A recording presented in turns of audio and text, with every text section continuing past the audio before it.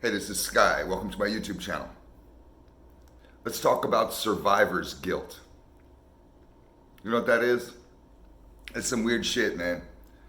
I've experienced that myself. Now, I was never in the military. You do see survivor's guilt a lot with veterans. And it's just a strange kind of mental head trip that we put ourselves through, where you feel guilty that you survived. You feel guilty that you went on and people that were on your team, people that you used to be down with, a lifestyle that you used to live, whatever it was, could be a job that you had, that they didn't go on. You can see this in the corporate ladder. You may get promoted out of your department, move you up into management. You say goodbye to your friends, and the next thing you know, there's a sweeping overhaul on your old department floor. They got rid of everybody. They're redoing that department. They're fucked. Those people are all without jobs. They're all screwed. You got promoted. You feel lucky, but you can also feel sorry for your friends, and that's just kind of a little bit of a minor survivor's guilt. I had a buddy of mine who was in the Israeli military, and this was when I was in college. I was probably 28. I went to college late. I didn't go to college out of high school. I went homeless out of high school. I went to the streets. I went to college much later, after I got myself off the streets and got my life together. I decided I wanted an education. I would go up to the campus every day, stay up there for several hours, schedule all my classes in a row so I could just bang it out, get a full load. I had I was going full time and working full time. So it was not part time. I was just going for it. So I was on campus for extended periods, and I would go up to the cafeteria. They had TVs up there, several different food outlets that you could choose from, and it would be a social scene, and I saw people up there that I knew.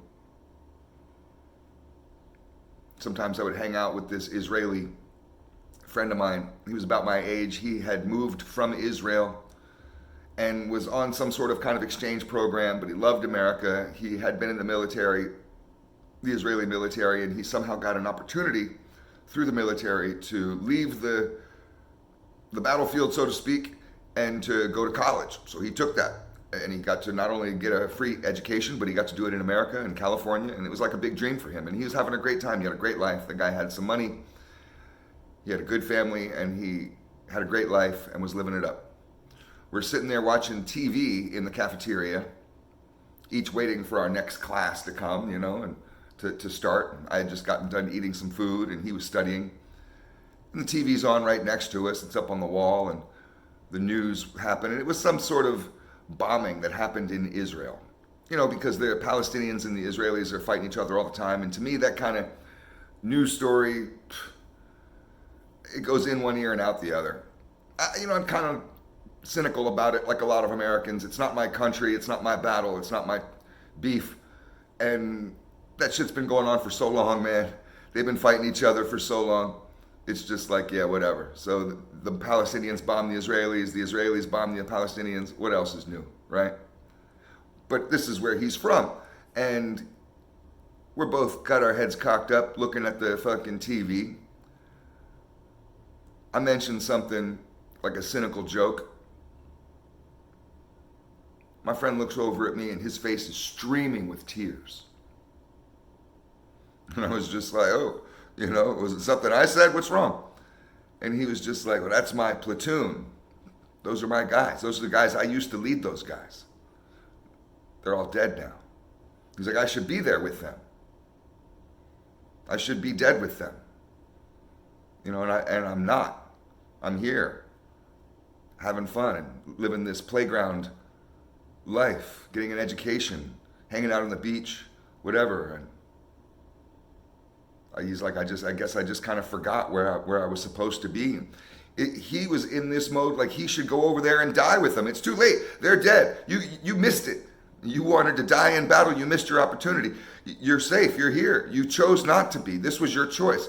That was kind of what I was trying to tell him. And all he could think about was, I should have been there. I should have been with my friends. I should have died with them. And he felt really ashamed that he was alive. Guilty. And he got over it. I saw him up there again the next day and the next week, and I wasn't counseling him. He was just my buddy. He kind of snapped back into his happy self, but I'll never forget how upset he was in the moment.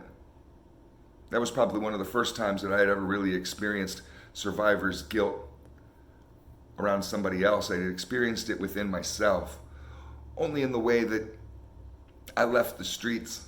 I watched a lot of people die, a lot of friends die. I've had friends of mine that I've watched die that I've been hanging out smoking a joint with 1 minute, and an hour later, no time later, I'm watching that same person die in the street, bleed out, look me in the eye as they scream their last breath, help me, help me, help me. Cops, sirens going. I don't know what to do. Run off, stay there and help the guy. I've had so many scenarios like that, walk into the store. Next thing you know, get caught up in a drive-by. I'm diving into fucking doorways. Motherfuckers' chests are exploding. And I survived all that shit. I have so many stories. I averaged about 2 murders a year for about 12 years, so it's more than 24 murders that I have been right around, right there, seeing the blood splattering. And I survived. I survived the streets. I got myself off the streets. I got myself out of the gutter. I was homeless. I got myself out of being homeless and lived in the ghetto, the worst ghettos that this country has to offer.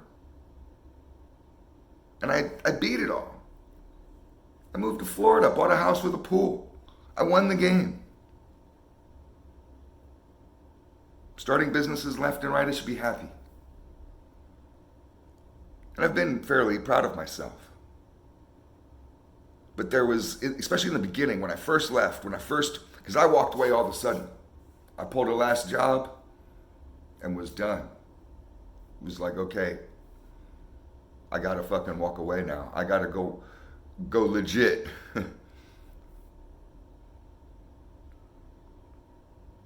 And right in the beginning, I felt like I should be with my friends in prison. And it was such a strange feeling. It was like a hollow feeling, like an empty feeling. And here I am walking around every day. I'm going up on campus, enrolling in college. I'm getting a job, a real job, and doing things that were like normal people things, but that were unusual for me.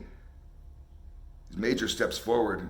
I knew my friends were still out in the streets, getting bullets fired at them, shooting back at people, pulling illegal activity, going into crimes that you get hundreds of years for. A lot of my friends were dead or in prison, and I just kind of felt like I should be one of the other, either dead or in prison. After my father was murdered, I kind of felt the same way. I should have been there. I left my father's compound where he lived in New Mexico like a month before he got murdered. A month later, he was dead. I left because he was spinning out of control. These motherfuckers were crazy. They were moving too fast for me. I was 19 years old. These guys were all in their 40s. They're pulling shit I wasn't ready for. I wasn't ready for none of that shit. Fuck that shit. I'm gone. You guys can go crazy, do whatever you're gonna do, kill cops, do whatever you want to do. But I'm out of here. So I bailed. The decision felt right. My friends supported me. My family was just like, yeah, get away from there. Get away from there. Bam, my dad gets murdered. I called it. Shit was going out of control. It got way out of control. Right after I left, that shit snowballed downhill. That whole scene blew up. My dad caught one. Was a victim of it. His own choice. And I felt guilty as a motherfucker, like, God damn.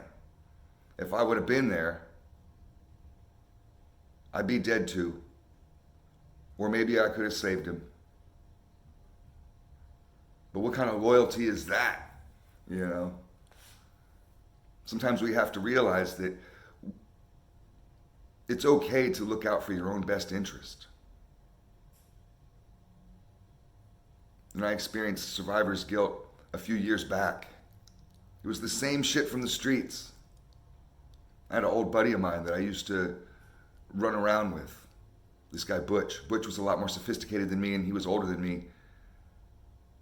He mentored me in a lot of game, especially when it comes to federal prison, stuff like that.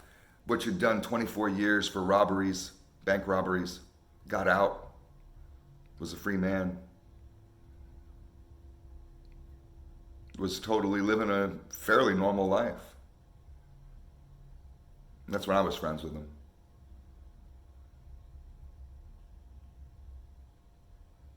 But he was one of my closest homeboys for a while. Me and Butch were real tight. The loyalty bond was there, man. I could call Butch up in the middle of the night and say, come on over, you know, we're going on a mission, and it could be the last mission. This could be kamikaze shit. He'd give up whatever he had to give up, a chick, give up his life. Just, okay, let's go, ride or die. I mean, for real. People say that shit, but they don't really know what it really means. This motherfucker was down for that shit. And I always respected him for how loyal he was to me. He didn't have to be that way. And he wasn't that way with everybody. Well, he got busted. He robbed 40 gas stations. And then he got greedy, robbed a bank, got popped on the bank. Then they found out about the gas stations. It all came out. So he got busted on all of it. 107 years, Supermax federal prison. That's where he's sitting right now. When I first got the news, it was right after his sentencing. Someone in my Hollywood circle of friends sent me an email. We're like, yo, check out this news story in the LA Times, and it was about his case. I felt so sorry, so heartbroken. Like I should be there too. I should be with Butch. These crazy thoughts. But it was just a little bit of that survivor's guilt left over, that part of me that was still left in the streets. That weak part of me still has that cord to the past. You got to cut that. You're allowed to survive. You're allowed to move on. Not everybody makes it.